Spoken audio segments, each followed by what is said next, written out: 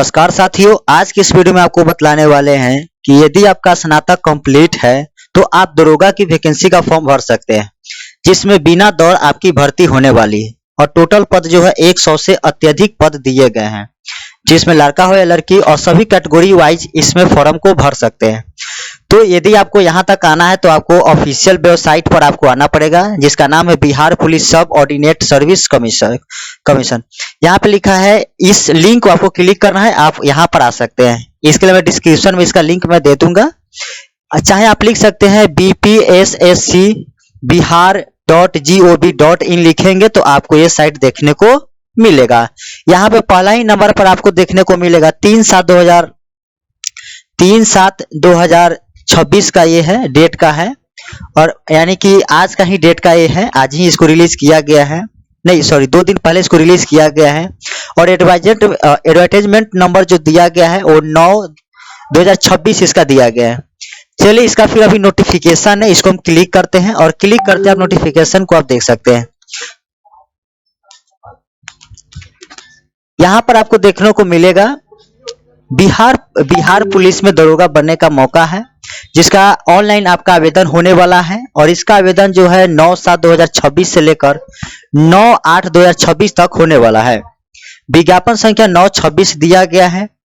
इसका नाम है पुलिस सब इंस्पेक्टर, जिसको आप दरोगा भी कहते हैं। लेवल 6 का ये वैकेंसी होने वाली है।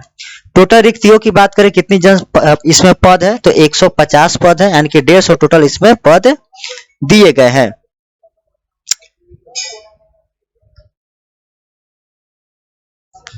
इसके आगे हम बात करते हैं। यहाँ पे लिखा गया कि उक्त पद पर चयन के लिए बिहार पुलिस अवर सेवा आयोग अभ्यर्थी ऑनलाइन आवेदन कर सकेंगे। इसमें क्या करना है कि विद्यार्थी को ऑनलाइन ही आवेदन भरना है।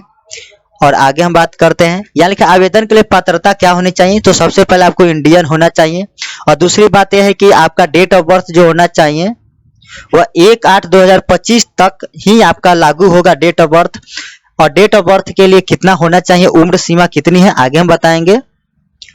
आगे लिखा है कि शैक्षणिक योग्यता जो होनी चाहिए 1/8/2025 तक स्नातक कंप्लीट होना चाहिए, यानी कि ग्रेजुएशन आपका कंप्लीट हो जाना चाहिए। उम्र सीमा की बात किया जाए तो 1/8/2025 के आधार पे उम्र का अंकन किया जाएगा। लिखा है कि 1/8/2025 को मैट्रिक अथवा समकक्ष प्रमाण पत्र के अनुसार निम्नवत होगी।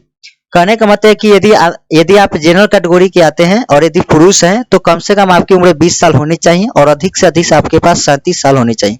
यदि जनरल कैटेगरी के हैं, यदि महिला है तो कम से कम 20 साल और ज्यादा से ज्यादा आपके पास 40 साल उम्र होनी चाहिए। पिछड़ा वर्ग है या चाहे अत्यंत पिछड़ा है, ओबीसी कैटेगरी से आते हैं, तो यदि पुरुष है या चाहे महिला है तो कम से कम 20 वर्ष और अधिक से अधिक 40 वर्ष उम्र होनी चाहिए।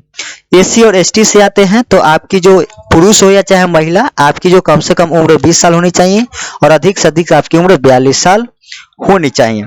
वहीं यदि आप किसी सरकारी सेवा में कार्य करते हैं तो 5 साल की आपकी छूट भी दी जाएगी।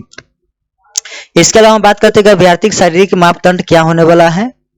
तो इसमें आपको बता दें कि शारीरिक मापदंड में जितने भी मापदंड किए जाएंगे उसके लिए कोई भी अलग से अंक नहीं दिए जाएंगे, या चाहे इसमें ऐड नहीं किए जाएंगे। हाँ, लेकिन इनमें से कोई भी कैटेगरी में आप मतलब यदि सक्षम नहीं हो पाते हैं तो आप असफल हो जाएंगे। चलिए ऊंचाई की बात करते हैं।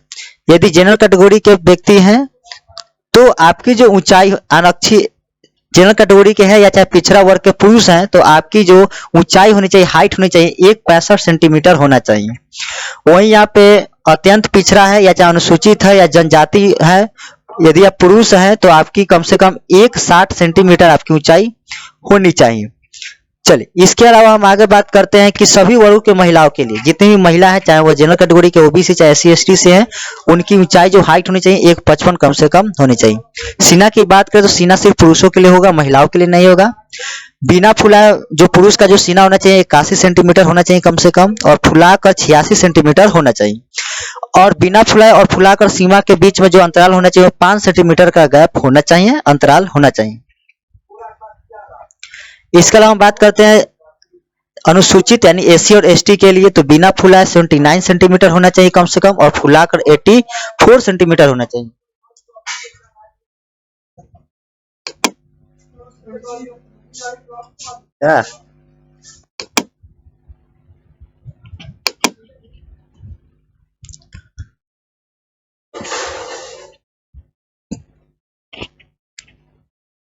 लिखा है कि महिलाओं के लिए सीना की मापी नहीं होगी। वजन की बात किया जाए तो सभी महिलाओं के लिए कम से कम 48 किलोग्राम होना चाहिए। चलिए आगे हम बात करते हैं नियुक्ति की प्रक्रिया। नियुक्ति प्रक्रिया में लिखित और शारीरिक दक्षता की परीक्षा सम्मिलित होगी। इसमें आपकी जो नियुक्ति होने वाली है वह लिखित रूप में भी होगी और साथ में शारीरिक दक्षता भी ली जाएगी, जैसे हाइट हो गई और साथ में आपकी वजन हो गया, इन सब को भी देखा जाएगा। चलिए अब हम बात करते हैं कि परीक्षा कैसे होने वाली है। तो ये 2 चरणों में आपकी परीक्षा होगी। प्रथम चरण में लिखा है कि प्रारंभिक परीक्षा होगी, यानी प्रारंभिक परीक्षा में सभी प्रश्न वस्तुनिष्ठ एवं बहुविकल्पीय प्रकृति होंगे।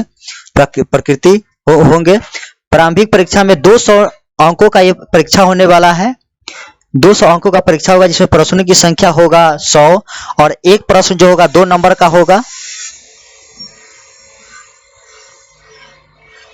यदि लिखा है कि उक्त प्रश्न में अंग्रेजी, सामान्य ज्ञान, हिंदी, भाषा ज्ञान, तर्क शक्ति, ये सब आपको दिए जाएंगे।